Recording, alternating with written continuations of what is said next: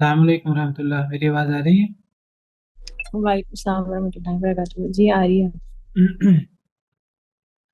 الحمد للہ رب العالمین والصلاة والسلام علی اشرف الانبیاء والمرسلین، اما بعد فاعوذ باللہ من الشیطان الرجیم من حمزه ونفخه ونفثه، بسم اللہ الرحمن الرحیم، رب اشرح لی صدری ویسر لی امری واحلل عقدۃ من لسانی یفقهوا قولی، اللهم انفعنا بما علمتنا وعلمنا ما ينفعنا وزدنا علما، فبشر عبادي الذين يستمعون القول فيتبعون أحسنه، أولئك الذين هداهم الله وأولئك هم أولو الألباب.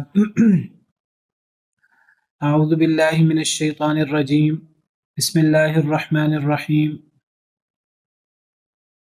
وما منع الناس أن يؤمنوا إذ جاءهم الهدى إلا أن قالوا أبعث الله بشرا رسولا. اور نہیں منع کیا لوگوں کو ان یؤمنوا کہ وہ ایمان لائیں، اذ جاءہم الہدی جب آ گئی ان کے پاس ہدایت، الا مگر اس بات نے، ان قالوا یہ کہ انہوں نے کہا، ابعث اللہ کیا بھیجا اللہ نے، بشرا بشر کو، رسولا رسول۔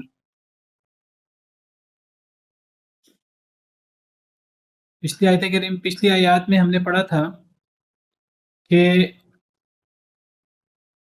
اللہ تعالیٰ فرماتے ہیں کہ ہم نے قرآن جیسی نعمت نبی کریم صلی اللہ علیہ وسلم پر نازل فرمائی ہے۔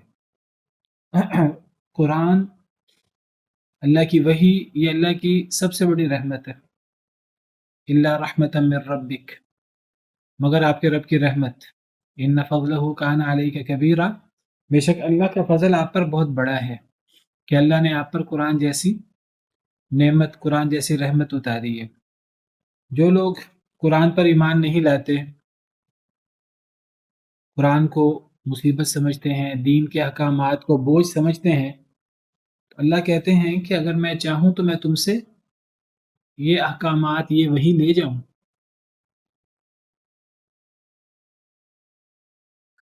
اگر اللہ یہ احکامات لے جائیں، یہ احکامات اٹھا لیں، تو کسی انسان کے پاس ایسی طاقت نہیں ہے کہ وہ یہ احکامات واپس لا سکے۔ تو یہ قرآن سے بڑی اللہ کی رحمت، قرآن سے بڑا، وحی سے بڑی اللہ کی رحمت کوئی نہیں ہے۔ پھر اللہ تعالیٰ نے چیلنج بھی کیا، اللہ نے فرمایا اگر تمہارا خیال یہ ہے کہ یہ انسانی کلام ہے قرآن، تو پھر تم اس قرآن جیسا قرآن بنا کے لاؤ، سارے انسان مل جائیں، سارے جن مل جائیں، اس قرآن جیسا قرآن بنا کے لائیں۔ پہلے قرآن کا چیلنج دیا، پھر 10 صورتوں کا چیلنج دیا، اور پھر ایک صورت کا چیلنج دیا، مختلف مرحلوں میں مختلف چیلنج دیے۔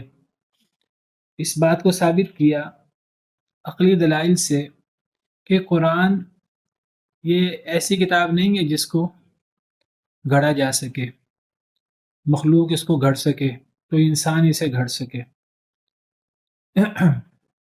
اللہ رب العالمین ہی ہیں جنہوں نے اسے نازل کیا ہے۔ پھر اللہ فرماتے ہیں کہ قرآن سے بڑا معجزہ کیا ہو سکتا ہے۔ قرآن کریم میں اللہ نے ہر مثال کو، ہر بات کو پھیر پھیر کر بیان کیا۔ جتنے اعتراضات کفار کے، ان سارے اعتراضات کا جواب قرآن میں موجود ہے۔ مشرکین مکہ جتنے اعتراض کرتے تھے توحید کے حوالے سے، جو ان کے شبہات تھے، وہ سارے اللہ تعالیٰ نے قرآن میں کھول کھول کر بیان کیے۔ نبی کریم صلی اللہ علیہ وسلم کی رسالت کے بارے میں، قرآن کے بارے میں، آخرت کے بارے میں، بعث بعد الموت اور دیگر جتنے بھی اعتراضات تھے، اللہ نے ان اعتراضات کا جواب دیا ہے۔ اللہ نے ایک ایک چیز قرآن میں کھول کھول کر بیان کر دی، کئی طریقوں سے بیان کر دی۔ وَلَقَدْ صَرَّفْنَا لِلنَّاسِ فِي هَذَا الْقُرْآنِ مِنْ كُلِّ مَثَلٍ۔ قرآن کی تو ایک ایک آیت معجزہ ہے۔ اگر 6000 سے اوپر آیات ہیں قرآن کی، تو آیت کو آیت کیوں کہتے ہیں؟ عربی زبان میں آیت کا لفظی مطلب معجزہ ہوتا ہے، بہت بڑا معجزہ۔ تو قرآن کی ایک آیت کو آیت کہا جاتا ہے، اور آیت کا مطلب معجزہ۔ قرآن کریم میں ہزاروں معجزات ہیں۔ قرآن کریم بحیثیت مجموعی سب سے بڑا معجزہ ہے، اللہ کی سب سے بڑی رحمت ہے، اللہ کا سب سے بڑا معجزہ ہے۔ جو اس معجزے پر ایمان نہ لائے پھر وہ اور معجزوں کا مطالبہ کرے تو یہ تو صرف ایک بہانہ ہی ہے نہ ماننے کا. جی معجزہ نہیں آیا، معجزہ نہیں آیا. اللہ کہتے ہیں کہ اللہ نے تو قرآن بھیج دیا جس سے بڑی رحمت کوئی نہیں ہے، جس سے بڑا معجزہ کوئی نہیں ہے. اس قرآن میں اللہ نے ہر چیز، ہر مثال پھیر پھیر کر بیان کی. لیکن اللہ کہتے ہیں کہ جو نہ ماننے والے ہیں وہ ہر بات کا انکار کرتے ہیں. پھر اللہ فرماتے ہیں کہ وہ لوگ پھر نت نئے معجزات مانگتے ہیں. کوئی کہتا ہے کہ زمین میں چشمے بنا دو، مکہ کی سرزمین جو پتھریلی زمین تھی. کوئی کہتا ہے کہ آپ کے ساتھ کوئی باغ ہونا چاہیے، کوئی کھجوروں کا باغ، کوئی انگوروں کا باغ، اس باغوں کے درمیان ایک نہر بھی جاری ہونی چاہیے. کوئی کہتا ہے کہ آپ آسمان کو ہمارے اوپر ٹکڑوں کی صورت میں گرا دیں. آپ کہتے ہیں اگر اللہ کے وحی کو نہیں مانو گے، اگر اللہ کے نبی کو نہیں مانو گے تو پھر اللہ کی طرف سے عذاب آئے گا، تو عذاب لے آئیں نا، آسمان کو ٹکڑوں کی صورت میں ہم پہ گرا دیں. کوئی کہتا ہے کہ ہم اس وقت تک ایمان نہیں لائیں گے جب تک اللہ اور فرشتے ہمارے سامنے نہ آ جائیں. کوئی کہتا ہے کہ آپ کے پاس سونے کا گھر ہو. کوئی کہتا ہے کہ آپ ہمیں آسمان پہ چڑھ کے دکھائیں، آپ آسمان پہ سیڑھی لگائیں، سیڑھی لگا کر آسمان پہ چڑھیں اور صرف آسمان پہ چڑھتا دیکھ کر آپ کو ہم ایمان نہیں لائیں گے. ہم اس وقت ایمان لائیں گے جب آپ ہمارے سامنے آسمان پہ چڑھیں بھی اور آسمان پہ چڑھ کر وہاں سے ایک کتاب بھی لے کر آئیں، ہم اس کتاب کو پڑھیں بھی، ہمارے سامنے سارا معاملہ ہو، پھر ہم ایمان لائیں گے. تو نت نئے معجزات لوگوں نے مانگے. تو نبی صلی اللہ علیہ وسلم کو اللہ نے حکم دیا کہ آپ اس کا کیا جواب دیں. اللہ نے سارے جو مطالبے تھے ان کے ذکر کر دیے یہاں. پھر اللہ فرماتے ہیں، یہ ہم نے کل پڑھا، کل کے لیکچر میں تفصیل سے. اللہ فرماتے ہیں نبی صلی اللہ علیہ وسلم آپ ان کو جواب یہ دیں، قل سبحان ربی، آپ کہہ دیجئے میرا رب پاک ہے. میرا رب تو ہر عیب سے پاک ہے، ہر قسم کی طاقت رکھنے والا ہے. سبحان ربی، میرا رب پاک ہے. پاک کا مطلب میرے رب میں کوئی عیب، کوئی نقص، کوئی کمی نہیں ہے. وہ جو کرنا چاہے کر سکتا ہے، وہ یہ سارے معجزات بھی پورا کر سکتا ہے. وہ کن کہے تو بات پوری ہو جاتی ہے. اللہ کے لیے کوئی مشکل نہیں ہے. لیکن میں حل کنتو الا بشر الرسول، نہیں ہوں میں مگر بشر رسول. میں بشر رسول ہوں، تو مجھ سے معجزات کا مطالبہ کرتے ہو. میرے پاس ذاتی اختیار نہیں ہے معجزات لانے کا. نہیں ہوں میں مگر بشر رسول، میں تو ایک انسان ہوں، ایک انسان ہوں، رسول ہوں، تو میرا ذاتی اختیار نہیں. اس سے پتہ لگا نبی کے پاس ذاتی اختیار نہیں ہوتا. نبی بڑے سے بڑا معجزہ لے آئے اللہ کے حکم سے لاتا ہے. جب اللہ چاہتا ہے اس وقت معجزہ ہوتا ہے، جب اللہ نہیں چاہتے تو نہیں معجزہ ہوتا. حضرت عیسیٰ علیہ السلام علیہ السلام مردوں کو زندہ کرتے تھے، اپنی مرضی سے کرتے تھے؟ نہیں، اللہ کے حکم سے کرتے تھے. بیماروں کو، مادرزاد اندھے کو، کل بیری یا کوڑی کے مریض کو ہاتھ پھیر کر اللہ کے حکم سے ٹھیک کر دیتے تھے. اللہ کے حکم سے کرتے تھے. ان کے پاس ذاتی کوئی ایسی صلاحیت، کوئی ایسی طاقت نہیں تھی. مٹی سے پرندے بناتے، پرندوں میں پھونک مارتے تو وہ مٹی کا پرندہ جیتا جاگتا پرندہ بن جاتا تھا. لیکن حضرت عیسیٰ کی اس میں کوئی ذاتی اپنی کوئی طاقت، صلاحیت نہیں تھی. یہ سب چیزیں اللہ کے حکم سے ہوتی تھی. اسی طرح دیگر نبیوں کے معجزات، اسی طرح نبی کریم صلی اللہ علیہ وسلم. تو تم مجھ سے یہ اتنے انگنت معجزات نہ مانگو، ان معجزات کو کھیل تماشا نہ بناؤ. میں تو ایک انسان رسول ہوں. نمبر ایک، میں کچھ نہیں کر سکتا. جب اللہ چاہے تو سب کچھ ہو سکتا ہے. اب اللہ پاک ہے، سبحان، اللہ کی شان اور اللہ کی عظمت بیان کرنے کے لیے اور اللہ کو ہر قسم کے عیب سے پاک کرنے کے لیے سبحان آتا ہے. میرا رب پاک ہے، میرا رب ہر کمی سے پاک ہے، ہر نقص سے پاک ہے، وہ ہر لحاظ سے کامل ہے. وہ جو چاہے کر سکتا ہے. لیکن میں بشر ہوں، بحیثیت بشر میں اپنی مرضی سے کچھ نہیں کر سکتا. میں رسول ہوں اللہ کا. رسول ہونے کا مطلب کیا ہے؟ کہ میں اللہ کا پیغام پہنچاؤں. میرے ذمہ پیغام پہنچانا ہے، میرے ذمہ اس کو منوانا نہیں ہے. اور میں اللہ کا پیغام پہنچا رہا ہوں۔ اب معجزہ بھیجنا یہ اللہ کا کام ہے، اور اللہ پاک ہے ہر قسم کے عیب سے۔ اللہ سب کچھ کر سکتا ہے، لیکن جب اللہ کی مرضی ہوگی تو اللہ بھیجے گا۔ مجھ سے مطالبے نہ کرو۔ اور اللہ قریش کے سارے معجزات مطالبے اللہ کیوں نہیں پورے کر رہے تھے؟ یہ میں بات کئی دفعہ ذکر کر چکا ہوں۔ اس لیے کہ اصل میں اللہ تعالیٰ دیکھتے ہیں کہ کون بندہ معجزہ چاہتا ہے۔ اگر کوئی بندہ معجزہ چاہتا ہے، اللہ تعالیٰ اس کو مانگے بغیر بھی معجزہ دکھا دیتے ہیں۔ لیکن اگر کچھ لوگ معجزہ مانگنے کو، معجزے کا مطالبہ کرنے کو ایک کھیل تماشا بنا لیں، تو اللہ پھر دین کو کھیل تماشا نہیں بناتے۔ یعنی اگر اللہ لوگوں کے، یہ جس طرح کر کے ہم نے پیچھے 8-10 مطالبے پڑھے ہیں ان کے، تو یہ تو انہوں نے کھیل تماشا بنا لیے۔ کوئی کہے کہ یہ مکہ کی سرزمین بڑی پہاڑی اور پتھریلی ہے، ہم یہاں کھیتی باڑی نہیں کر سکتے، ہم یہاں زراعت نہیں کر سکتے، تو مکہ کے ذرا، آپ اللہ کے نبی ہیں تو آپ ذرا جو ہے وہ اللہ سے کہیں کہ اللہ تعالیٰ اس مکہ کی سرزمین کو ایک زراعت والی زمین بنا دے، میدانی علاقہ بنا دیں، یہاں نہریں ہوں، یہاں کھیتی باڑی ہو، ہم یہاں زراعت کر سکیں۔ تو بھئی یہ کوئی کھیل تماشا تو نہیں ہے۔ نبی، اگر اللہ کا نبی کسی قوم میں آ جائے تو نبی اس لیے آتے لوگوں کے مطالبے پورے ہونے شروع ہو جائیں۔ نبی تو اللہ کا پیغام لوگوں تک پہنچانے کے لیے آتا ہے۔ کوئی کہے کہ سونے کا گھر ہو، کوئی کہے کہ باغ ہوں انگوروں کے، کھجوروں کے، کوئی کہے صفا پہاڑ کو سونے کا بنا دوں، کوئی جتنے منہ اتنی باتیں۔ تو اگر اللہ لوگوں کے مطالبے کے مطابق معجزات بھیجنا شروع کر دیں، اللہ 5 مطالبے پورے کریں گے، آگے 50 مطالبے مزید آ جائیں گے۔ کیونکہ یہ بات یاد رکھیے کہ یہ مطالبے، یہ معجزات کا مطالبہ اس لیے نہیں تھا کہ اگر وہ معجزات آ جائیں گے تو وہ چپ ہو جائیں گے، اس لیے کہ اللہ تعالیٰ ان کے ان معجزات کے مطالبہ کرنے سے پہلے اللہ تعالیٰ بہت سارے معجزات دکھا چکے تھے۔ قرآن جیسا معجزہ اللہ نے کسی کے مانگنے کے بغیر ہی اللہ نے بھیج دیا، اور یاد رکھیے قرآن سے بڑا معجزہ کوئی ہے ہی نہیں۔ اللہ قرآن میں کہتے ہیں فَبِأَيِّ حَدِيثٍ بَعْدَهُ يُؤْمِنُونَ، قرآن کے بعد کس پر ایمان لائیں گے؟ یعنی اگر ایک بندے کو قرآن جیسا معجزہ نہیں سمجھ آتا تو پھر قرآن کے بعد اس کو کس معجزے کی ضرورت ہے؟ فَبِأَيِّ حَدِيثٍ بَعْدَ اللَّهِ وَآيَاتِهِ يُؤْمِنُونَ، اللہ کے بعد اور اللہ کی آیات کے بعد اب کیا چیز باقی بچتی ہے جس پر وہ ایمان لائیں گے؟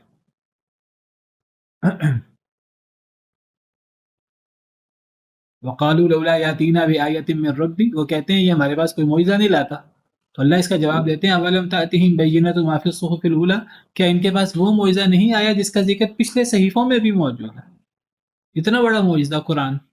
قرآن وہ واحد معجزہ ہے کہ پچھلے نبیوں کے معجزے جو اللہ ان کے ہاتھ پہ پورے کرتے تھے وہ وقتی ہوتے تھے، زیادہ سے زیادہ نبیوں کی زندگی تک محدود ہوتے تھے۔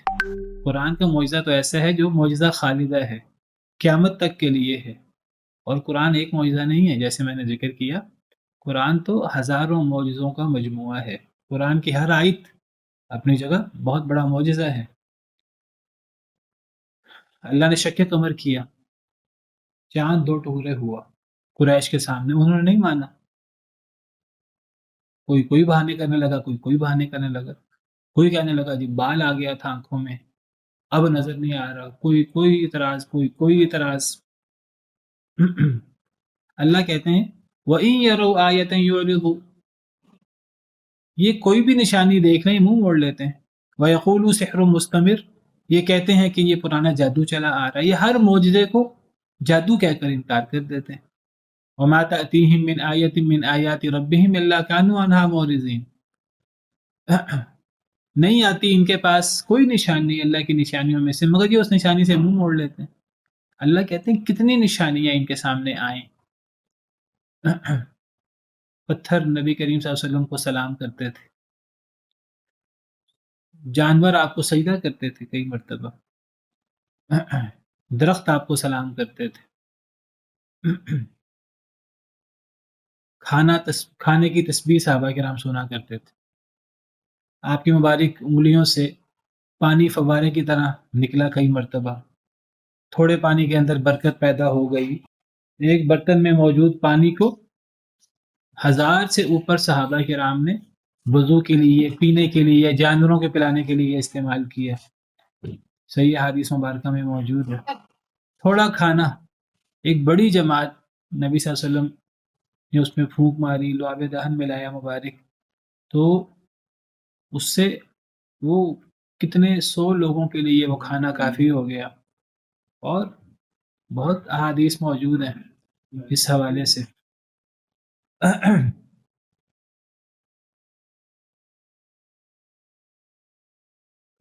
جانور آ کر آپ کو شکایت کرتے تھے، آپ جانوروں کی بات سمجھ لیتے تھے.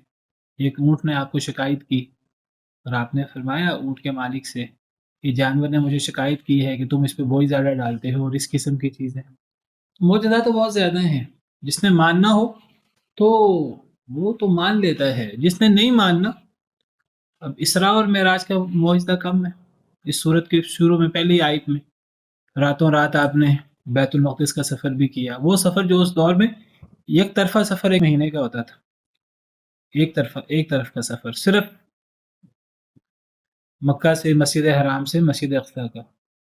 تو وہ جانا آنا اور صرف اسراء نہیں، معراج آسمانوں کا سفر. تو یہ سارا کا سارا ہوا. جس نے ماننا ہوتا ہے وہ مان لیتا ہے، جس نے نہیں ماننا پھر وہ معجزہ. اللہ تعالیٰ قرآن میں کہتے ہیں وَلَوْ فَتَحْنَا عَلَيْهِمْ بَابًا مِّنَ السَّمَاءِ فَظَلُّوا فِيهِ يَعْرُجُونَ لَقَالُوا إِنَّمَا سُكِّرَتْ أَبْصَارُنَا بَلْ نَحْنُ قَوْمٌ مَسْحُورٌ. اگر ہم ان کے لیے، یہ جو کفار ہیں مشرکین مکہ، یہ تو معجزات اتنے ان کے سامنے پیش ہوئے یہ نہیں مانتے.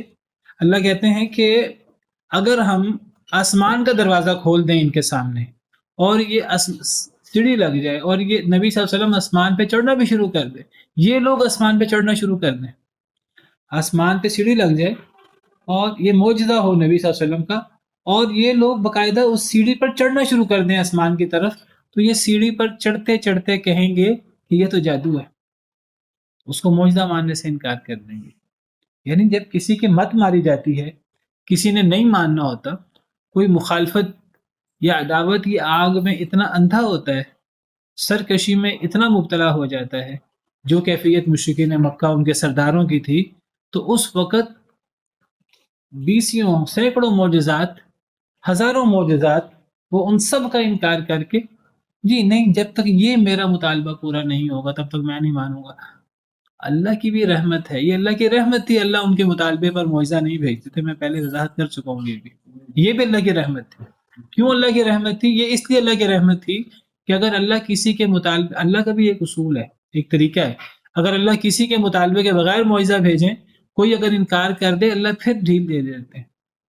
لیکن اگر اللہ کسی کے مطالبے پر معجزہ بھیجیں پھر ڈھیل نہیں ملتی اللہ کی طرف سے. پھر اگر اس معجزے کا کچھ مان لے، کچھ انکار کر دے، پھر ڈھیل نہیں ملتی، پھر عذاب آتا ہے فوری.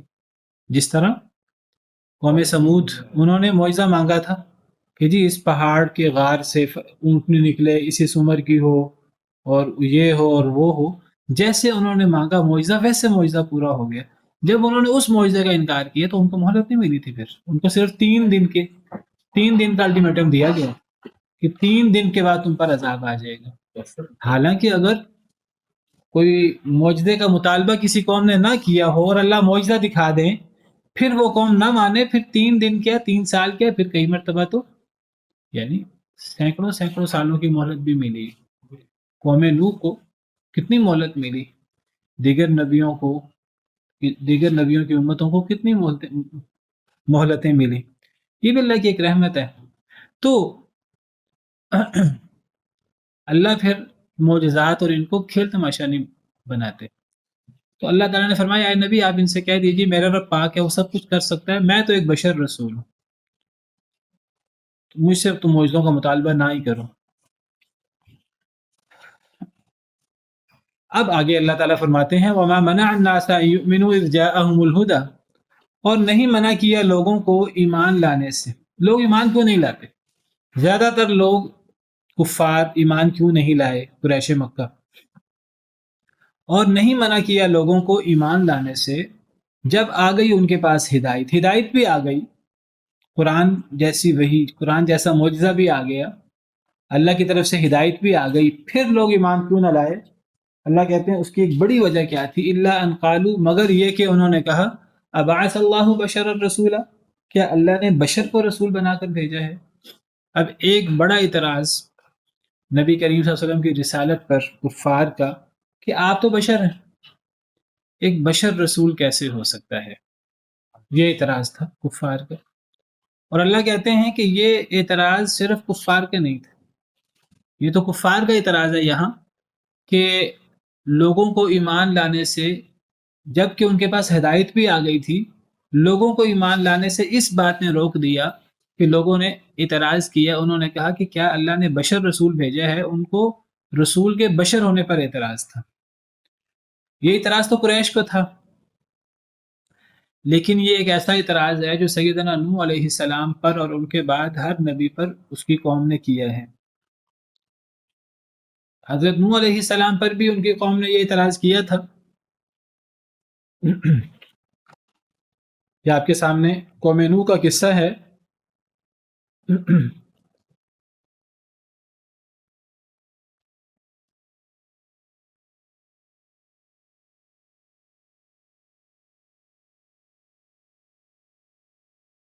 سورہ مؤمنون ہے.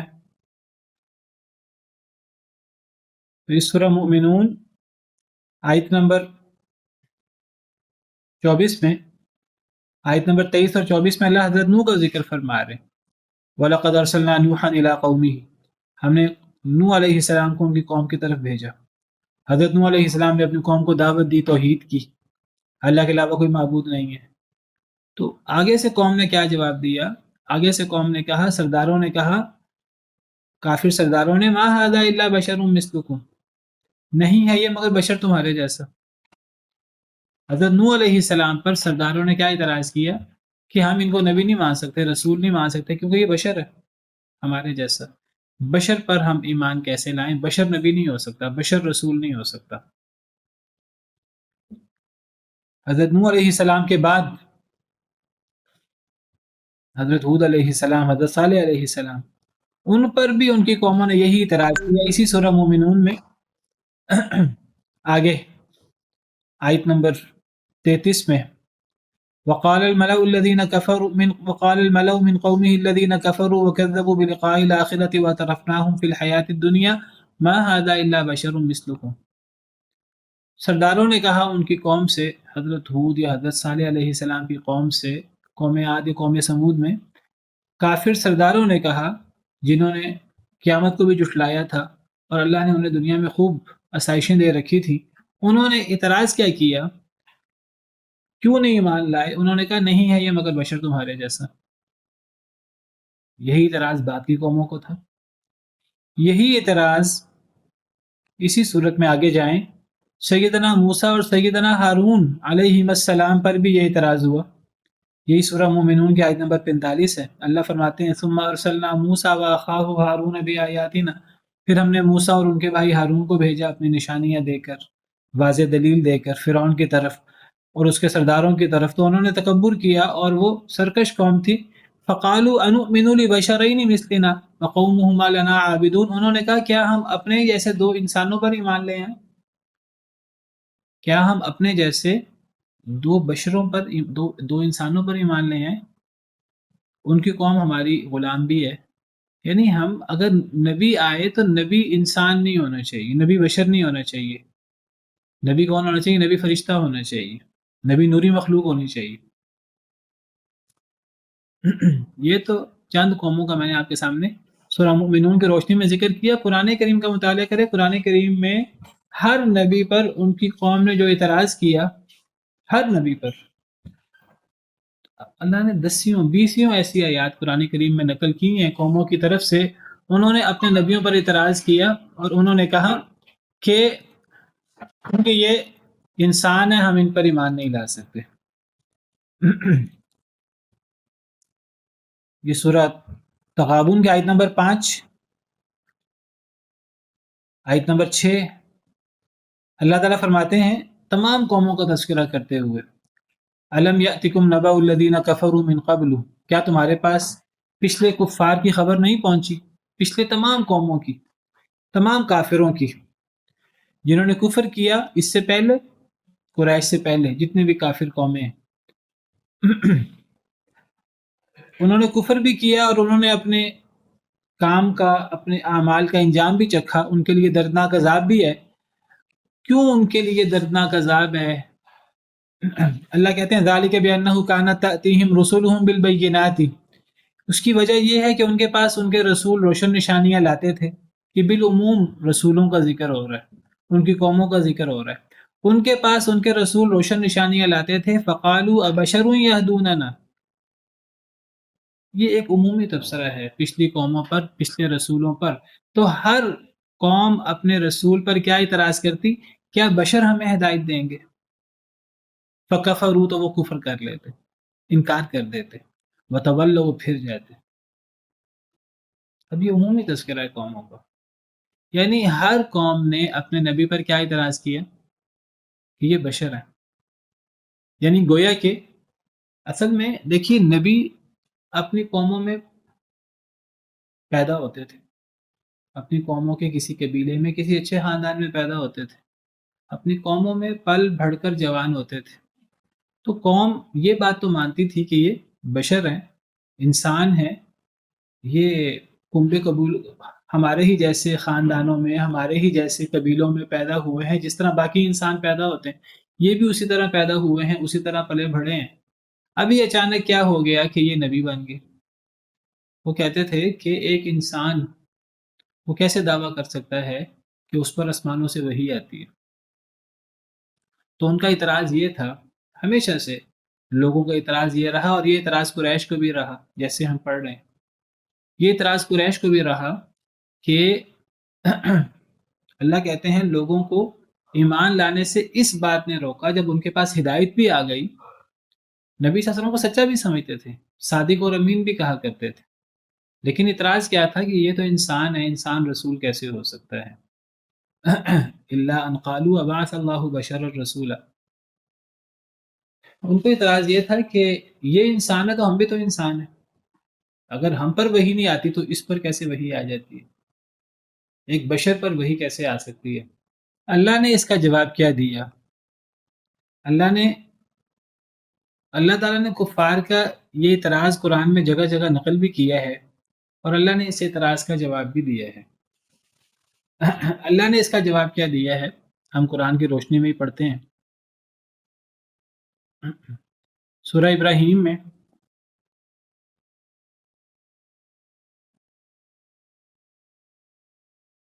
سورہ ابراہیم آیت نمبر 10 اور آیت نمبر 11 میں بھی اللہ نے اس بات کو تفصیل سے ذکر کیا ہے۔ یہ دیکھیے اللہ تعالیٰ سورہ ابراہیم میں حضرت موسیٰ کا ذکر کر رہے ہیں۔ آیت نمبر 8 میں حضرت موسیٰ نے اپنی قوم کو دعوت دیتے ہوئے کہا کہ اے میری قوم، تمہارا ایمان لانا تمہارے لیے فائدہ مند ہے، تمہارا کفر کرنا تمہارے لیے نقصان دہ ہے۔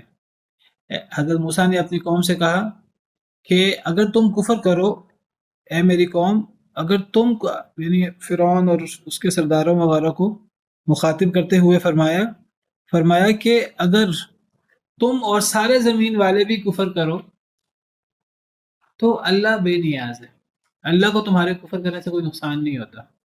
پھر حضرت موسیٰ علیہ السلام نے اپنی قوم کو دعوت دیتے ہوئے کہا کہ تم اکیلے نہیں ہو، تم سے پہلے جتنے لوگ بھی آئے، قوم نوح، قوم عاد، قوم سمود اور بعد کے لوگ، اللہ کے علاوہ کوئی نہیں جانتا کتنی قومیں تھیں، تو ان قوموں کے پاس ان کے رسول آتے تھے روشن نشانیاں لے کر، تو وہ قومیں رسولوں کا انکار کرتی تھی، روشن نشانیوں کا انکار کرتی تھی، کفر کرتے تھے۔ رسول دعوت دیتے تھے، بالعموم تذکرہ ہو رہا قوموں کا، رسول کہتے تھے اپنی قوموں کو، اللہ بالعموم تذکرہ کر رہے ہیں حضرت موسیٰ علیہ السلام کی زبانی۔ رسول اپنی قوم سے کہتے تھے کہ افی اللہ شک، ان کے اللہ کے بارے میں کوئی شک ہے؟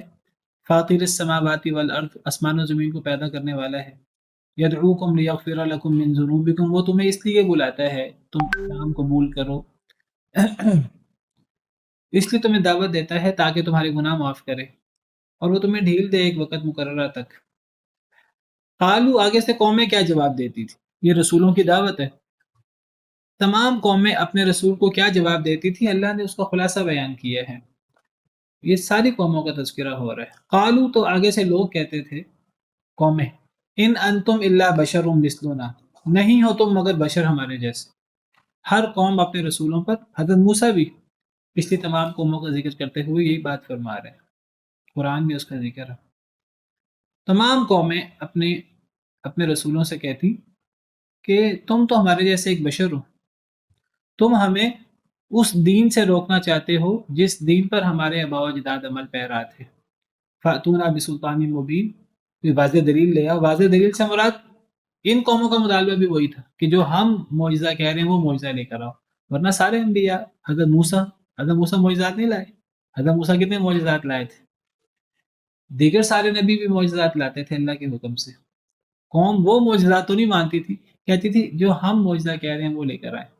تو جب ایک قوم، ایک نبی بہت سارے معجزات لا رہے، اس کو نہیں مان رہی ہے قوم، ایک نیا معجزہ مانگ لے گی تو اللہ تعالیٰ پھر وہ معجزہ پورا بھی نہیں کرتا۔ میں بتا چکا ہوں اللہ وہ معجزہ کیوں نہیں پورا کرتا۔ اچھا، اب ان کا ایک مین اعتراض یہ تھا کہ تم تو ہمارے جیسے انسان ہو۔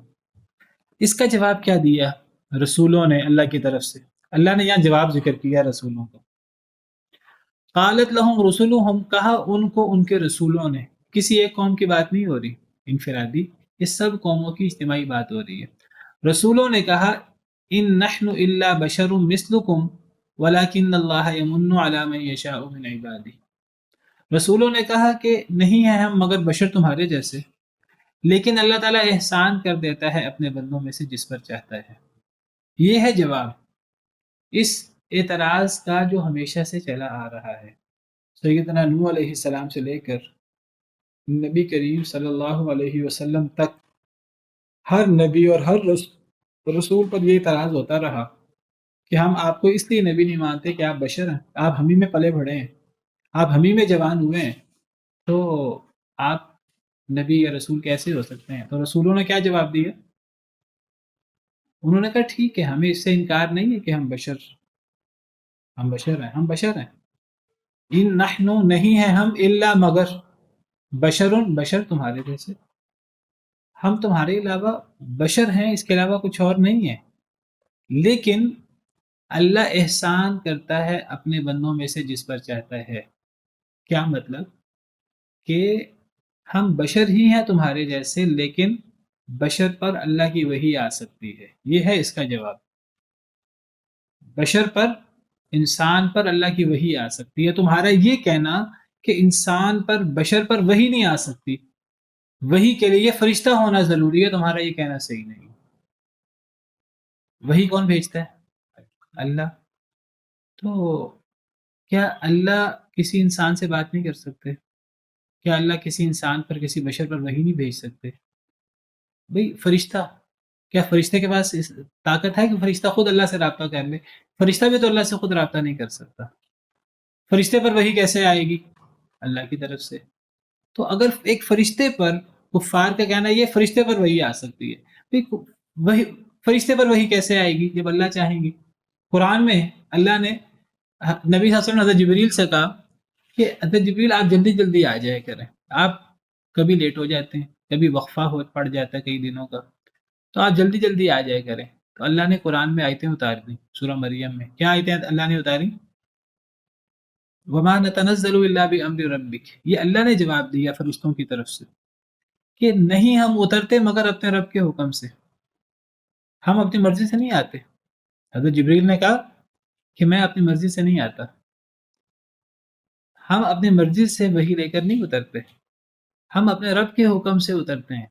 لہو ما بین ایدینا وما خلفنا، اللہ ہی کے لیے ہے جو ہمارے آگے ہے، جو ہمارے پیچھے ہے، وما بین ذالک، جو درمیان میں ہے، سب کچھ اللہ کا ہے، اللہ کے حکم سے ہوتا ہے۔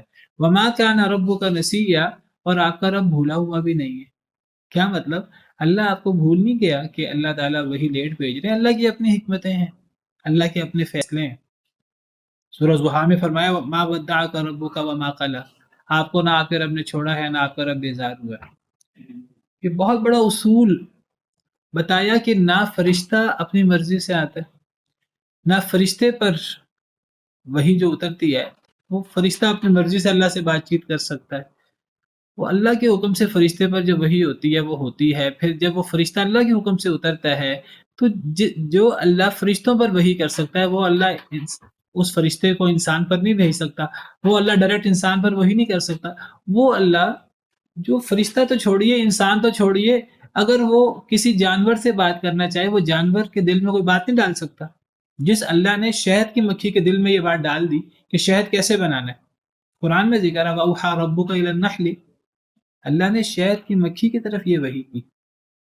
شہد کی مکھی کے دل میں، اس کی فطرت میں اللہ نے یہ بات ڈالی کیسے شہد بنانا ہے، اور کیسے پہاڑوں پر اور درختوں پر اور بیلوں پر چھتے بنانے ہیں. قرآن میں ساری تفصیل کا ذکر ہے. پھر یہ تو جانور ہیں. اللہ تعالیٰ تو جمادات کو وحی کرنا چاہے، جمادات سے بات، وہ بھی اللہ کی مخلوق ہے، آسمان، زمین، شجر، حجر، اللہ تو ان کو بھی حکم دے سکتا ہے.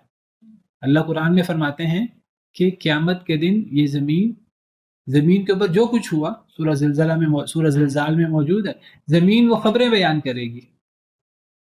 انسان کہے گا یہ زمین کو کیا ہو گیا ہے، یہ زمین انسان کہے گا کہ یہ زمین کو کیا ہو گیا، یہ زمین کیوں خبر بیان کر رہی ہے، زمین کیوں دنیا میں جو کچھ ہوا زمین وہ باتیں بتا رہی ہے. یومئذ تحدث اخبارها، سورہ زلزال میں اللہ فرماتے ہیں قیامت کے دن زمین اپنی خبریں بیان کرے گی، جو کچھ زمین پر ہوا. زمین کہے کہ میری پشت پر یہ ہوا، یہ ہوا، یہ ہوا. تو وقال الانسان ما لها، انسان کہے گا اس زمین کو کیا ہو گیا. تو اللہ فرماتے ہیں یومئذ تحدث اخبارها، وہ قیامت کے دن اپنی خبریں بیان کرے گی، اس لیے بان ربک اوحی لها، کہ اللہ نے اسے حکم دیا ہوگا، اللہ نے اسے وحی کی ہوگی. تو اللہ تو زمین کو بھی وحی کر سکتے ہیں. وَأَوْحَىٰ فِي كُلِّ سَمَاءٍ أَمْرَهَا، اللہ نے ہر آسمان میں اپنا حکم وحی کیا ہوا ہے. اللہ تو جانوروں پر بھی وحی کر سکتے ہیں، اللہ جانوروں کے دل میں بھی کوئی بات ڈال سکتے ہیں. تو اللہ کو پابند کر دینا کہ اللہ انسانوں پر وحی نہیں اتار سکتا، اللہ تو فرشتوں پر وحی اتار سکتا ہے، کتنی عجیب بات ہے. یہ اعتراض تب صحیح ہو جب کوئی یہ دعویٰ کرے کہ میں جب چاہوں اللہ سے میرا رابطہ ہو جائے. یہ کسی نبی کا تقاضا، کسی نبی کا یہ دعویٰ نہیں. میں جب چاہوں اللہ سے رابطہ کروں، کسی نبی کا یہ تقاضا نہیں ہے، یہ دعویٰ نہیں ہے. ہر نبی کہتا ہے اللہ مجھ پر وحی کرتے ہیں جب اللہ کا حکم ہوتا ہے. تو لوگوں کا یہ کہنا کہ نہیں انسان پر وحی نہیں آ سکتی، فرشتہ رسول ہونا چاہیے. بھئی فرشتہ بھی تو اللہ سے خود رابطہ نہیں کر سکتا. جو اللہ فرشتے پر وحی بھیج سکتا ہے، وہ اللہ انسان پر بھی وحی بھیج سکتا ہے، وہ اللہ حیوان کے دل میں بھی کوئی بات ڈال سکتا ہے، وہ اللہ جمادات تک بھی اپنا حکم پہنچا سکتا ہے. اللہ مجبور تو نہیں ہے، اللہ تو علی کل شیء قدیر ہے. تو رسولوں نے جواب کیا دیا؟ رسولوں نے جواب دیا کہ ہم بشر ہیں تمہارے جیسے، لیکن اللہ اپنے بندوں میں سے، انسانوں میں سے اللہ جس پر چاہے احسان کر دے. اللہ کے لیے کیا مشکل ہے؟ اللہ کے لیے تو کوئی مشکل نہیں ہے. تو اس کا جواب یہ ہے کہ لوگوں کا یہ کہنا کہ انسان پر وحی نہیں ہو سکتی، یہ لوگوں کا کہنا غلط ہے. جواب کیا ہے؟ انسان پر وحی ہو سکتی ہے. سورہ کہف کی آخری آیت، اور یہ بھی قرآن میں کئی جگہ پر موجود، ایک جگہ پر موجود نہیں، کئی جگہ پر موجود ہے. اللہ فرماتے ہیں قل انما انا بشر مثلکم یوحی الیہ، سورہ کہف کی آخری آیت ہے. اے اللہ کے رسول آپ اعلان کر دیجئے، آپ کہہ دیجئے، نبی صلی اللہ علیہ وسلم پر بھی اعتراض ہوتا تھا قریش کی طرف سے، آپ کہہ دیجئے سوائے اس کے کہ نہیں میں بشر ہوں تمہارے جیسا. یوحی الیہ کیا مطلب؟ یعنی میں ہوں تو بشر تمہارے جیسا، لیکن مجھ میں تم میں ایک فرق ہے، تم پر وحی نہیں ہوتی، مجھ پر وحی ہوتی ہے. تو یہ کہنا بشر پر وحی نہیں ہو سکتی، یہ ایک غلط فہمی ہے، یہ ایک بہت بڑی ایک کم علمی ہے، لا علمی کی بات ہے، نادانی کی بات ہے. اللہ چاہے تو اللہ احسان کر کے بشر پر وحی کر سکتا ہے. میں بشر ہوں تمہارے جیسا، مجھ پر وحی ہوتی ہے، تو بشر پر وحی ہو سکتی ہے. بلکہ اللہ تعالیٰ نے قرآن کریم میں کئی جگہ پر نبی کریم صلی اللہ علیہ وسلم کے نور یا نورانی مخلوق ہونے سے یا فرشتہ ہونے کا انکار کیا ہے. قرآن کریم کی آیت موجود ہے،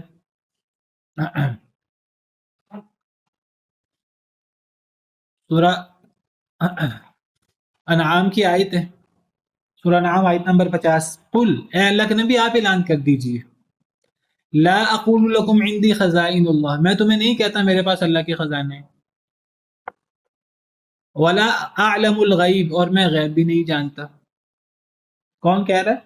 اللہ کے حکم سے اللہ کے نبی صلی اللہ علیہ وسلم اعلان کر رہے ہیں۔ قل، اے اللہ کے نبی آپ اعلان کر دیجئے۔ کیا اعلان کریں؟ 3 باتوں کا اعلان ہے۔ پہلی بات کیا ہے؟ میں نہیں کہتا کہ میرے پاس اللہ کے خزانے ہیں، نمبر 1۔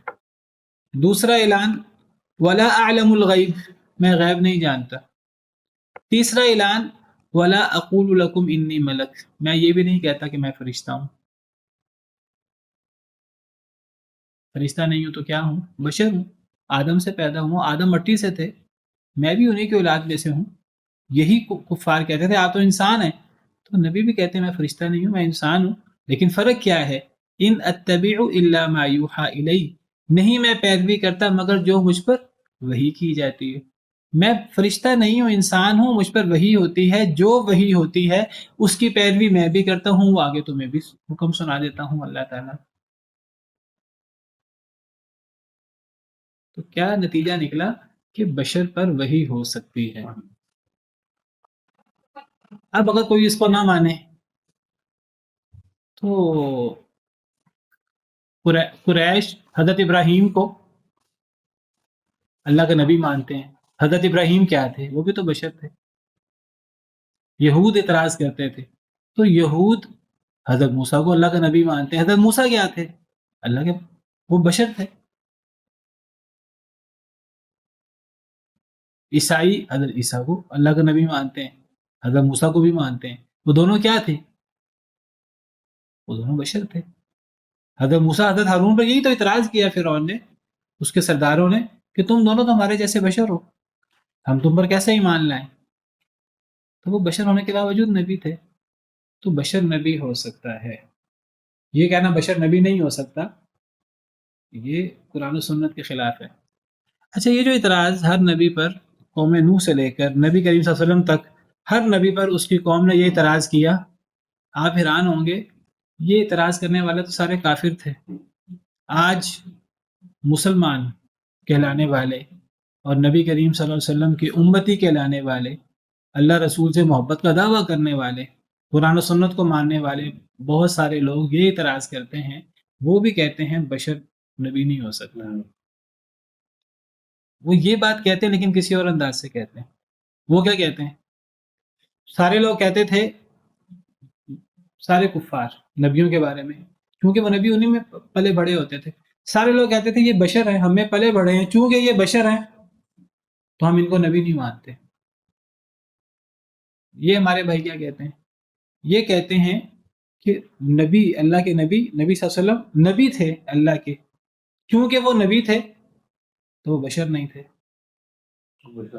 وہ بشر نہیں تھے۔ کیا فرق ہوا دونوں باتوں میں؟ حضرت نوح علیہ السلام سے لے کر نبی صلی اللہ علیہ وسلم تک سارے لوگ اعتراض کر رہے ہیں چونکہ یہ بشر ہیں ہم ان کو نبی نہیں مانتے، بشر نبی نہیں ہو سکتا۔ یہ کیا کہتے ہیں؟ کہ وہ نبی ہیں، نبی کریم صلی اللہ علیہ وسلم، چونکہ وہ نبی ہیں لہذا بشر نہیں ہیں۔ بھائی نتیجہ کیا ہوا؟ نتیجہ تو دونوں کا ایک ہی ہے۔ وہ کہتے ہیں بشر نبی نہیں ہو سکتا، یہ کہتے ہیں نبی بشر نہیں ہو سکتا، نتیجہ تو ایک ہے۔ اللہ کا کیا جواب ہے؟ کہ بشر نبی ہو سکتا ہے، بشر پر اگر اللہ کا احسان ہو جائے تو وہ نبی ہو سکتا ہے۔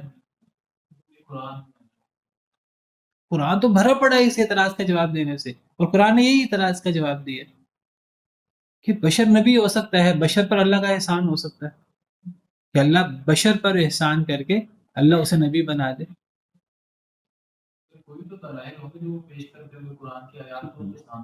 نہیں، اب یہ آپ بتائیے کہ اللہ نبی سے کہہ رہے ہیں، نبی آپ خود اعلان کر دیں گے، 3 اعلان ہیں سورہ نام کے بڑے بڑے، کہ نہ میرے پاس اللہ کے خزانے ہیں، یہ کیا کہتے ہیں؟ کہ نبی اللہ کے خزانوں کے مالک ہیں۔ قرآن کے صریح خلاف ہے یہ بات۔ نبی کیا کہہ رہے ہیں؟ کہ میں غیب نہیں جانتا، یہ کہتے ہیں نبی غیب جانتے ہیں۔ نبی کیا، ولی بھی غیب جانتے ہیں۔ قرآن میں اللہ تعالیٰ کہتے ہیں نبی آپ اعلان کر دیجئے میں غیب نہیں جانتا۔ قرآن میں اللہ کہہ رہے ہیں نبی آپ کہہ دیجئے میں نہیں کہتا میں فرشتہ ہوں، یہ کہتے ہیں کہ وہ نورانی مخلوق ہیں، وہ فرشتہ ہیں، وہ نور ہیں۔ نبی بشر نہیں ہو سکتا۔ قرآن کہتا ہے قل انما انا بشر مثلکم، کہہ دیجئے اے اللہ کے رسول میں بشر ہوں تمہارے جیسا، فرق کیا ہے مجھ میں اور تم میں؟ مجھ پر وحی ہوتی ہے، یہ فرق ہے۔ اور یہ اتنا بڑا فرق ہے کہ اس سے بڑا فرق کیا ہو. وما محمد الا رسول، محمد نہیں ہے مگر رسول. محمد کا سب سے بڑا درجہ نبی کریم صلی اللہ علیہ وسلم کا رسول ہونے کا ہے، اور رسالت سب سے بڑا درجہ ہوتا ہے. اس کے بعد تو پھر آگے خدائی صفات شروع ہو جاتی ہیں. ایک بشر کا سب سے بڑا مرتبہ نبوت اور رسالت کا ہوتا ہے. حضرت عیسیٰ کو جب عیسائیوں نے کہا کہ وہ اللہ ہے یا اللہ کے بیٹے ہیں، اللہ نے رد کی. اللہ نے کہا نہیں، مل مسیح ابن مریم الا رسول، نہیں ہے مسیح ابن مریم مگر رسول. رسول سے اوپر نہیں ہے. اللہ نہیں ہے یا اللہ کا بیٹا بھی نہیں ہے، رسول ہے. بشر ہیں اور رسول ہیں. حضرت مسیح رسول ہے، وہ امہ صدیقہ، ان کی ماں صدیقہ ہیں. صدیقیت کا مرتبہ نبوت سے نیچے ہوتا ہے. صدیقیت. حضرت عیسیٰ کا سب سے بلند مرتبہ رسالت، حضرت عیسیٰ کی والدہ کا حضرت مریم کا سب سے بلند مرتبہ صدیقیت. امت میں صدیق ہوتے ہیں. ٹھیک ہے، صدیقیت نبوت سے نچلا درجہ ہے. ہر نبی صدیق تو ہوتا ہے، لیکن ضروری نہیں ہر صدیق نبی ہو جائے. حضرت ابوبکر صدیق تو ہیں، نبی نہیں ہیں. حضرت عائشہ صدیقہ تو ہیں، نبی نہیں ہیں. حضرت مریم صدیقہ تھی، نبی نہیں تھی، اور وہ الہ بھی نہیں تھی جس طرح عیسائی ان کو الہ مانتے. حضرت عیسیٰ رسول تھے، الہ نہیں تھے. حضرت عیسیٰ کا سب سے بلند مرتبہ رسالت کا. وما محمد الا رسول، اور محمد صلی اللہ علیہ وسلم کا سب سے بلند مرتبہ رسالت. آپ تو تمام نبیوں کے بھی سردار ہیں رسول ہونے کے حوالے سے. آپ رسول ہیں، سب سے افضل رسول ہیں. اس سے اوپر نہیں ہیں آپ میں کوئی. آپ علم غیب جانتے ہوں، یہ خدائی صفت ہے، خدائی صفت نہیں ہے. آپ کے پاس اللہ کے خزانے ہوں، اللہ کے خزانے آپ کے پاس نہیں ہیں. اور آپ فرشتہ بھی نہیں ہیں، بلکہ فرشتہ تو درجے میں نبیوں اور رسولوں سے کمتر ہوتا ہے. اللہ تعالیٰ نے سیدنا آدم علیہ السلام کو فرشتوں سے سجدہ کروایا. تو بہرحال اللہ تعالیٰ کا فیصلہ یہ ہے کہ بشر نبی ہو سکتا ہے، رسول ہو سکتا ہے، اگر بشر پر اللہ کا احسان ہو جائے تو. وجہ بھی یہی تھی کہ وہ اس لیے بار بار رسول اللہ صلی اللہ علیہ وسلم سے موضوع کا مطالبہ کرتے تھے. جی جی، وجہ بھی یہی. پھر دوسری بات یہ ہے کہ اگر رسول نبی اگر فرشتہ ہو تو رسول کبھی اسوہ نہیں بن سکتا قوم کے لیے. رسول نے اپنی قوم کے لیے اسوہ بننا ہوتا ہے. لقد کان لکم فی رسول اللہ اسوۃ حسنہ، البتہ تحقیق تمہارے لیے اللہ کے رسول میں اسوہ حسنہ ہے. اسوہ کون ہوتا ہے؟ جو کر کے دکھائے. دیکھیے، اگر مثلا اب نماز پڑھنی ہے، سخت سردی میں وضو کرنا ہے، نماز پڑھنی ہے، تو یہ بشر کر کے دکھائے گا تو لوگوں پر اثر ہوگا. اگر فرشتہ کر کے دکھائے گا لوگوں پر اثر ہی نہیں ہوگا. کیوں اثر نہیں ہوگا؟ لوگ کہیں گے یہ تو فرشتہ ہے، اس کو تو سردی نہیں لگتی. روزہ رکھنا ہے یا چلیں نماز ہی ہے، قیام اللیل ہے، تو نبی نیند چھوڑ کر آدھی آدھی رات، دو دو تہائی رات، ایک ایک تہائی رات اللہ کے حضور قیام کرتے تھے. پاؤں مبارک میں ورم آ جاتے تھے. فرشتہ قیام کرے. آپ کو پتا ہے فرشتے اللہ کی کتنی عبادت کرتے ہیں؟ فرشتے ہر وقت اللہ کی عبادت کرتے ہیں. فرشتوں کو تو تھکاوٹ ہی نہیں ہوتی. نہ فرشتوں کو ورم آتا ہے، نہ فرشتوں کو تھکاوٹ ہوتی ہے. تو فرشتے تو ان کو تو فرشتوں کے لیے اگر ایک فرشتہ اگر وہ پوری پوری رات قیام میں گزار دے، یہ تو کوئی بڑی بات نہیں ہے. اب نبی جب روزہ رکھتا ہے، نبی کو بھوک لگتی ہے، انسان ہے، بھوک لگتی ہے. اور وہ جب صحابہ کرام نے کہا جنگ خندق کے موقع پر پیٹ میں پتھر باندھے ہوئے تھے، ایک صحابی آئے آپ کے سامنے کہ جی بڑی مشکل حالت ہے اور بڑی بھوک لگتی ہے، اور پیٹ سے کپڑا ہٹایا، ایک پتھر بندھا ہوا ہے. نبی کریم صلی اللہ علیہ وسلم نے اپنے پیٹ سے مبارک سے کپڑا ہٹایا، دو پتھر بندھے ہوئے تھے. بھوک لگتی تھی آپ کو، آپ روزہ رکھتے تھے. تو آپ کا روزہ رکھنا تو امت کے لیے اسوہ بنتا ہے. ایک فرشتے کا روزہ رکھنا بھی، فرشتہ تو کھانا ہی نہیں کھاتا. حضرت ابراہیم کے پاس 3 فرشتے آئے، حضرت ابراہیم بچھڑا بھون کے لے آئے، فرشتوں نے کھانا ہی نہیں کھایا. فرشتوں نے کہا ہم تو فرشتے ہیں، ہم تو کھانا نہیں کھا. حضرت ابراہیم خوف زدہ ہو گئے، یہ تو دشمن ہے. دوست ہوتے تو کھانا کھاتے. حضرت ابراہیم کو نہیں پتا تھا فرشتے ہیں. فرشتوں نے کہا ہم تو فرشتے ہیں, ہم تو کھانا نہیں کھاتے. فرشتے کھانا نہیں کھاتے. ایک فرشتہ فرشتہ ہے, وہ انسان نہیں ہے. اس کے اور انسان کے حالات بالکل مختلف ہیں. ایک فرشتہ انسانوں کے لیے نمونہ کیسے ہو سکتا ہے؟ نمونہ ہو ہی نہیں سکتا. ہاں, بشر کے لیے نمونہ ہو سکتا ہے. انسان کے لیے نمونہ ہو سکتا ہے. اللہ نے تو اتنا دھیان رکھا مانوسیت کا. اللہ نے کہا وما ارسلنا من رسول الا بلسان قومه, ہم نے کوئی رسول نہیں بھیجا مگر اپنی قوم کی زبان بولنے والا. یعنی نبی اپنی قوم کی زبان میں بات کرتا ہے. کیوں؟ لیبین لہم, تاکہ لوگوں کو نبی کی بات سمجھ میں آ جائے. اللہ یہ بھی نہیں کرتے کہ قوم عرب ہو نبی عجم سے آ جائے, قوم عجم ہو نبی عرب سے آ جائے, قوم کسی علاقے کی ہو نبی کسی دوسرے علاقے سے آ جائے. ایسے نہیں ہوتا. جو ڈائریکٹ نبی کی مخاطب قوم ہوتی ہے, نبی اپنی قوم اپنے قبیلے سے ہوتا ہے, اس قوم کے اعلیٰ ترین خاندان کا فرد ہوتا ہے. قوم اس کو جانتی ہوتی ہے, اس کے ساتھ پوری زندگی گزاری ہوتی ہے نبی نے اپنی. بلکہ نبی کا نبی بننے سے پہلے اپنی قوم میں زندگی گزارنا یہ نبی کی نبوت کی بہت بڑی دلیل ہوتا ہے. اللہ نے قرآن میں ذکر کیا ہے نبی صلی اللہ علیہ وسلم کی نبوت کی ایک دلیل, فقد لبثت فیکم عمرا من قبلہ, میں نے تم میں ایک عمر گزاری ہے اپنی, افلا تعقلون. نبی بننے سے پہلے نبی کریم صلی اللہ علیہ وسلم کی زندگی قوم کے سامنے کھلی کتاب کی طرح تھی. کبھی آپ نے لہو و لعب میں, کھیل تماشوں میں, وہ جو الٹی سیدھی چیزیں قوموں میں تھیں, شراب, شرک, میلے ٹھیلے, ان چیزوں میں آپ نے حصہ نہیں لیا. کبھی آپ نے جھوٹ نہیں بولا, کبھی آپ نے امانت میں خیانت نہیں کی. آپ ابھی نبی نہیں تھے تو آپ جھوٹ نہیں بولتے تھے, تو نبی بن کر آپ انسانوں کے معاملے میں جھوٹ نہیں بولتے تو اللہ پہ جھوٹ بول دیں گے, نعوذ باللہ. کبھی آپ نے انسانوں کے معاملے میں خیانت نہیں کی تو آپ اللہ کی بات کر کے اللہ کے پیغام میں خیانت کریں گے, نعوذ باللہ.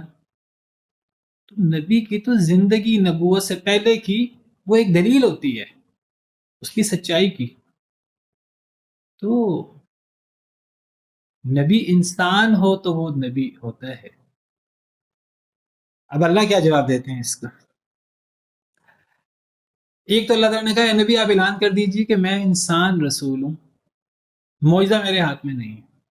پھر اللہ کہتے ہیں وما منع الناس ان یؤمنوا, نہیں منع کیا لوگوں کو ایمان لانے سے, اذ جاءہم الہدی, جب آ گئی ان کے پاس ہدایت, الا مگر ان قالوا, اس بات نے کہ انہوں نے کہا ابعث اللہ بشرا رسولا, کیا اللہ نے بشر کو رسول بھیج دیا. لوگوں کا ایک بڑا اعتراض نبی صلی اللہ علیہ وسلم پر بھی اور پچھلے نبیوں پر بھی یہی رہا. اللہ اس کا جواب کیا دیتے ہیں؟ اللہ کہتے ہیں قل لو کان فی الارض ملائکۃ, اے اللہ کے نبی صلی اللہ علیہ وسلم آپ فرما دیجئے لو کان فی الارض ملائکۃ, اگر ہوتے زمین میں فرشتے, یمشون چلتے پھرتے, مطمئنین اطمینان کے ساتھ, لنزلنا علیہم من السماء, البتہ ہم نازل کرتے ان پر آسمان سے ملک الرسول, رسول فرشتہ رسول. اگر زمین میں فرشتے ہوتے ہیں نا تو رسول بھی فرشتہ آ جاتا. کیا مطلب؟ اگر زمین میں انسان بستے ہیں تو رسول بھی انسان ہوگا. نبی نے اپنی قوم کے لیے اسوہ بننا ہے. میں آپ کو بتاؤں اگر فرشتہ, اگر بالفرض انسانوں میں اللہ فرشتہ رسول بھیج دیتے تو انسان تو فرشتوں کی شکل سے بھی مانوس نہیں ہے. اگر اللہ کسی فرشتے کو رسول بھیجتے تو اللہ قرآن میں کہتے ہیں اگر بالفرض ہم فرشتے کو رسول بھیجتے تو ہم انسان کی شکل میں بھیجتے. قرآن کی یہ آیت وَلَوْ جَعَلْنَاهُ مَلَكًا لَجَعَلْنَاهُ رَجُلًا وَلَلَبَسْنَا عَلَيْهِمْ مَا يَلْبِسُونَ.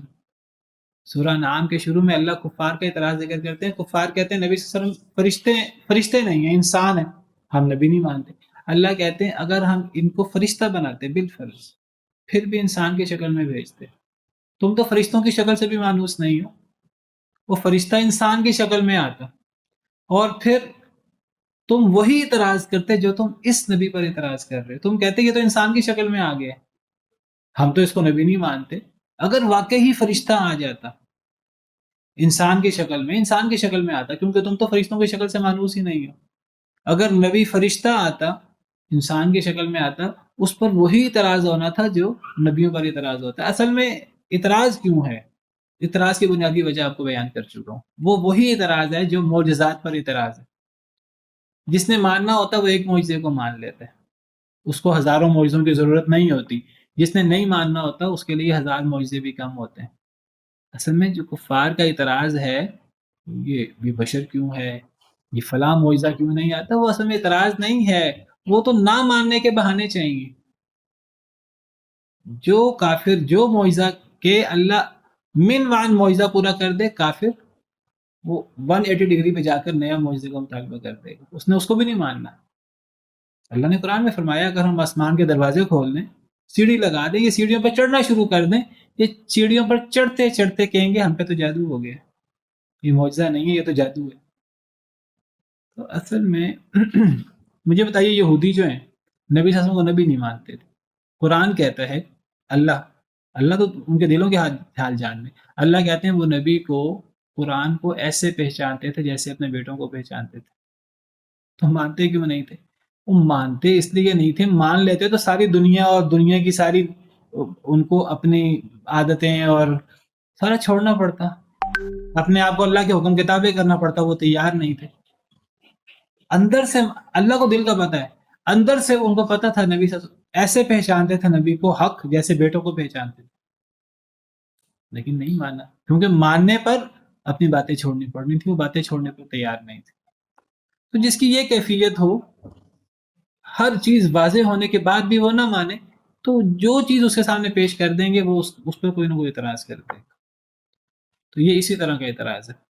اللہ کہتے ہیں اس کا جواب, پھر اللہ کہتے ہیں دنیا میں فرشتے ہوتے, فرشتہ رسول آتا, چونکہ دنیا میں انسان بستے ہیں رسول بھی انسان. پھر اللہ کہتے ہیں قل, اے اللہ کے نبی آپ کہہ دیجئے جو نہیں مانتا نہ مانے. پھر نبی انسان ہے, ٹھیک ہے, کوئی نہیں مانتا نہ مانے نبی کو, کہہ دیجئے اللہ کے رسول کفا باللہ شہیدم بینی و بینکم, کافی ہے اللہ گواہ میرے اور تمہارے درمیان. تم نہیں مانتے نہ مانو, اللہ نے گواہی دے دی ہے کہ یہ اللہ کے نبی انسان ہے, تو کیا ہوا, نبی ہے اللہ کے, اللہ نے گواہی دے دی ہے, تم نے نہیں ماننا نہ مانو. انہ کان بعبادہ خبیرا بصیرا, بے شک وہ ہے اپنے بندوں کے ساتھ خبر رکھنے والا, دیکھنے والا. من یہد اللہ, جسے اللہ ہدایت دے, فہو المہتد, وہ ہدایت یافتہ ہے. ومن یضلل, اور جسے اللہ گمراہ کر دے, فلن تجد لهم اولیاء من دونی, بس ہرگز نہیں تم پاؤ گے ان کے لیے کوئی معبود, کوئی دوست, من دونی ہی, اس کے علاوہ. اصل میں جو مسلمان ہو جاتے ہیں اللہ نے انہیں ہدایت دے دی ہوتی ہے, وہ ہدایت یافتہ ہو جاتے ہیں. جسے اللہ گمراہ کر دے, اصل میں انہیں اللہ نے گمراہ کیا ہے, یہ ماننا ہی نہیں چاہتے, اللہ نے انہیں گمراہ کر دیا ہے. اب اللہ کے علاوہ ان کا کوئی مددگار تو ہے نہیں, اللہ کے علاوہ انہیں کوئی ہدایت دینے والا تو ہے نہیں.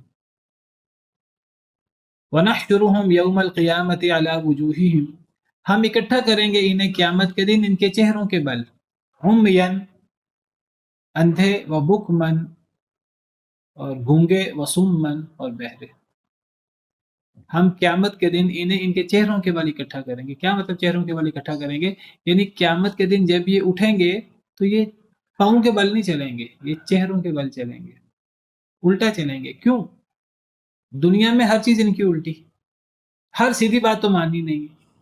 جب ہر سیدھی بات نہیں ماننی تو اللہ قیامت کے دن ان کو پاؤں پر چلنے کی صلاحیت ہی اللہ ختم کر دیں گے, چہروں کے بل چلیں گے. صحابہ کرام نے سوال کیا صحیح حدیث میں, اے نبی صلی اللہ علیہ وسلم یہ چہرے کے بل کیسے چلیں گے؟ تو نبی صلی اللہ علیہ وسلم نے فرمایا کہ جو اللہ کسی کو پاؤں پر چلا سکتا ہے وہ اللہ اسے چہرے پر بھی چلا سکتا ہے. یہ چہرے کے بل چلیں گے قیامت کے دن, کیونکہ دنیا میں ان کا ہر کام الٹا ہے, تو اللہ قیامت کے دن انہیں الٹا چلائیں گے. پھر چہرہ نیچے ہوگا, پاؤں اوپر ہوں گے. اور کیسے اٹھیں گے قیامت کے دن؟ اندھے ہوں گے, گونگے ہوں گے, بہرے ہوں گے. کیوں؟ کیونکہ دنیا میں آنکھوں سے فائدہ نہیں اٹھایا, اللہ قیامت کے دن اندھا اٹھائے گا. دنیا میں زبان حق نہیں بولی, کبھی زبان سے کبھی لا الہ الا اللہ نہیں نکلا, کبھی حق بات نہیں نکلی, حالانکہ اندر سے سمجھتے تھے, تو گونگا اٹھائیں گے, اور بہرا اللہ اٹھائیں گے. حق قرآن سے کبھی, کانوں سے کبھی حق بات سنی نہیں. مأواہم جہنم, ان کا ٹھکانہ جہنم ہے.